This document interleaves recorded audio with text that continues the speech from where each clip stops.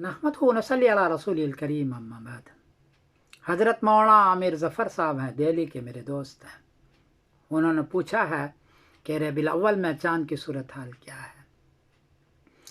जवाबन अर्ज़ है कि 26 सितंबर बरोज़ पीर को इंडिया में चाँद की ऊंचाई है 6 डिग्री, बर्मा में चाँद की ऊंचाई है 5 डिग्री, बांग्लादेश में चाँद की ऊंचाई है 5 डिग्री, कराची में चाँद की ऊंचाई है 6 डिग्री, पेशावर में चाँद की ऊंचाई है 5 डिग्री और नेपाल में चाँद की ऊंचाई है 5 डिग्री।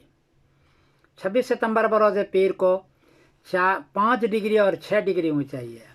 चाँद 9 डिग्री में मुश्किल से नज़र आता है, 10 डिग्री में चाँद नज़र आना शुरू होता है, इसलिए 26 सितंबर बरोज़ पीर को चाँद नज़र नहीं आएगा।